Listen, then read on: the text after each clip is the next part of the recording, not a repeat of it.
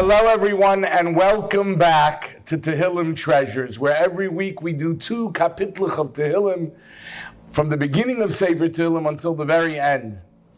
Our series is sponsored by 2 wonderful sponsors. The first is Chazaq.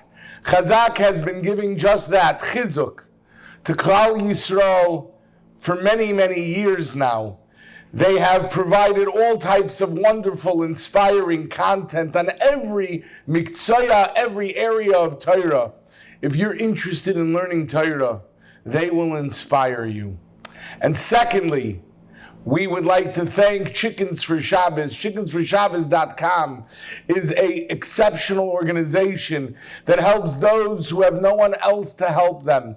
There are melamdim who cannot afford the basics. There are agunas and grushas, people who are all alone, and they can't afford not only chicken for Shabbos, but many other things as well. So please give and give generously, and hopefully, Amir Hashem, will be able to help those who are in need. Today, we're going to be learning Kapitel Lamed Zayin and Kapitel Lamed Ches. The 37th chapter of Tehillim gives us a warning that we really should hear more often. You know, we live in a world where everybody stresses positivity. And that's important to hear. We live in a frail society, and so we have to hear how important it is to, that we're good people and that Chas v'Shalom HaKadosh Baruch Hu doesn't want to hurt us. And we mentioned that message many times. But we also must know that there are consequences in this world for our actions.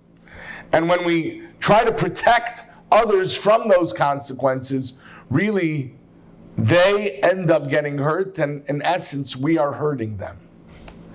And David HaMelech knows this, and that's the incredible beauty of Tehillim, that Tehillim is timeless, and that David HaMelech knows until the end of time what we need to hear, and no matter when we listen to Tehillim, it's exactly structured and composed for that moment in time.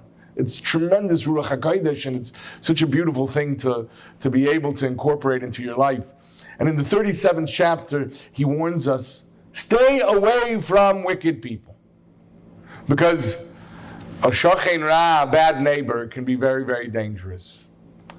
And if we follow HaKadosh Baruch Hu's mitzvahs and Torah, then we're going to end up getting rewarded. But Chas v'Shalom, if we don't, there will be consequences and we will be punished severely. And nobody wants to get punished. So Hashem put us here so we should serve Him. But we sometimes fall into the trap of only focusing on the big mitzvahs. Small mitzvahs that mitzvah sha'anoshim doshin by, that we have a tendency to brush under the rug. I can think of a few of them. Kriya Shema, Bizmanoi. How many times do people wake up late and they don't say Kriya Shema Bizmanoi? I remember once Reb Shimshon Pincus speaking in Baltimore, and he spoke to a group of teachers and Rabbeim and Moros, and he said, if the Zman Kriya Shema is 9:54, and you say Kriya Shema at 9:45, and you say with Kavanah, you mekayim a mitzvah d'oraisa, and you get endless schar. If you recite Kriya Shema at 9:55, you do not get the mitzvah, you do not get reward, you do not have the benefits of fulfilling a mitzvah sasei d'oraisa. It's as simple as that.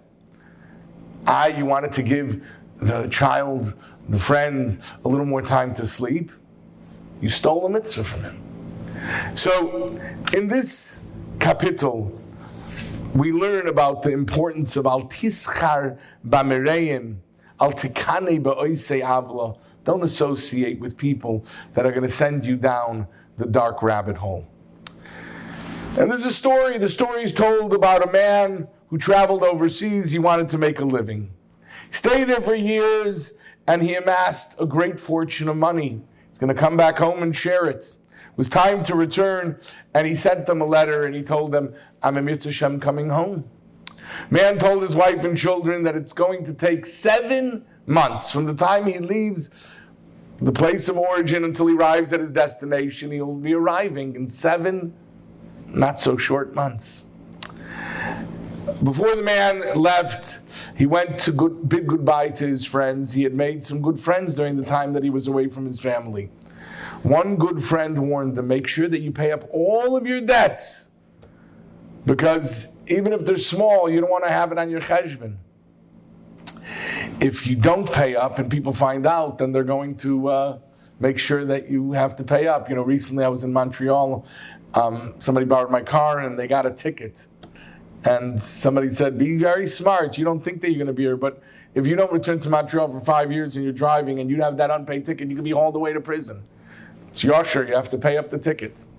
Well, the man laughed and he said, don't worry, listen, there's no way that they're going to make me come all the way back. I mean, I'm traveling all this distance in 7 months. There's no way someone's going to, at the point of destination, no one's going to turn me away and tell me that I have to come back home.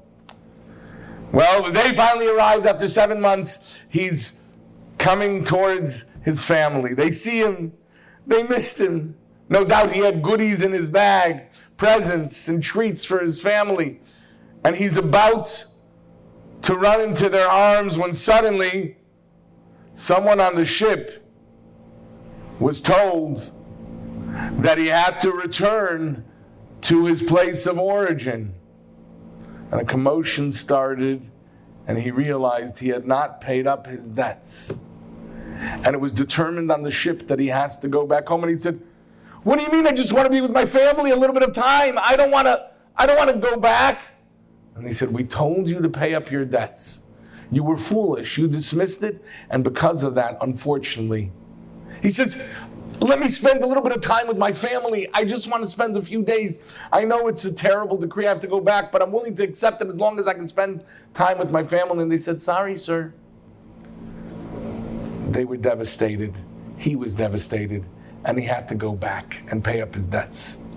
Zok the Chavetz Chaim. The pasuk says, Loi ve'rosha ve'lo yishalem. The wicked one borrows, he does not pay up his debt.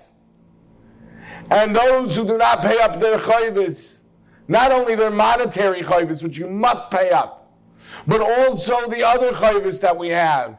You ba'aveled, you hurt somebody. You did things you shouldn't have done in this world. Pay up your debts, because if you don't pay up your debts, chas v'shalom, when you want to go and be reunited with your loved ones in a beautiful place called Gan Eden, unfortunately, there's consequences to our actions. We now go to Kapitel Lamed Ches. And Kapitel Lamed Ches, Mizmor LeDavid LaHazkir. David HaMelech expresses his concerns and his shortcomings. He says, Ki avoini agid edog mechatasi. I admit my sins and I worry because of them. David understood that if you go against the Torah, and David HaMelech Kemat did no averis. Even when David had a ma'aseh with Bathsheba that seems to be an aveira, the Gemara in Sanhedrin tells us, Kol mi sha'amar David chayta eino ela toya. If you think David sinned, you're making a grave mistake. It's not true, he made a mistake. But he did not sin. What are going to be the consequences of his sin? And the Shem Shmuel says, the word agid, I admit, is a verbal expression.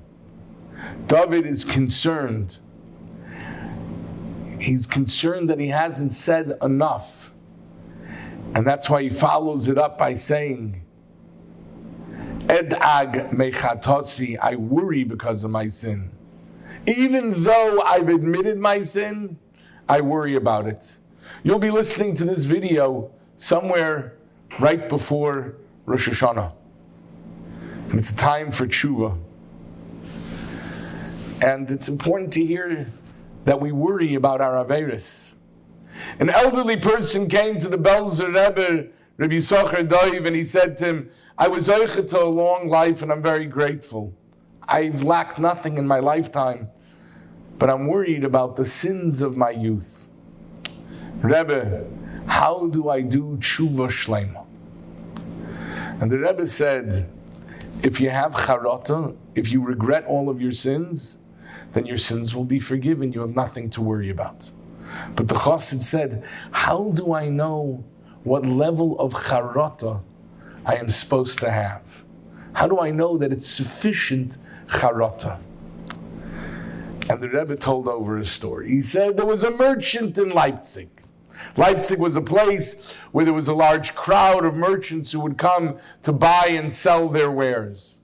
And he came to the fair in Leipzig, and he came a day or two early. He brought along many wagons of merchandise, and on the day that the fair was scheduled to begin, a torrential rainstorm came, and he was the only one selling that product. Supply and demand.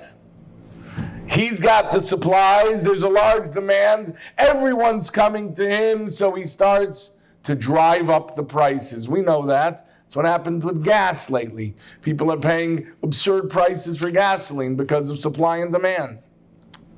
Well, he was not willing to sell them just yet. He kept hiking the price up and up and up and up.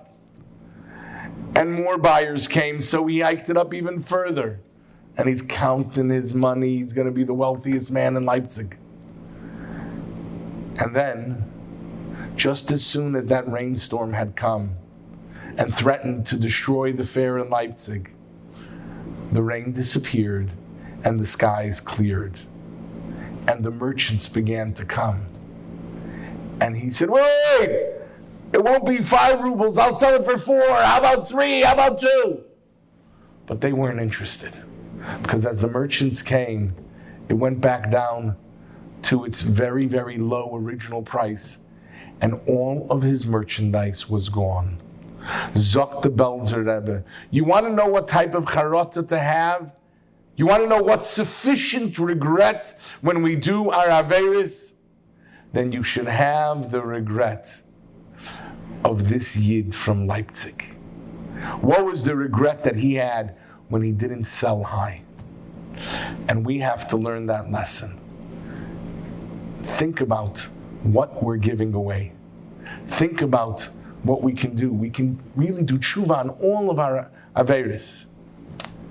Make sure you don't wait until the last minute, because the last minute, chas v'shalom, can be too late. Until next time, thank you so much for listening.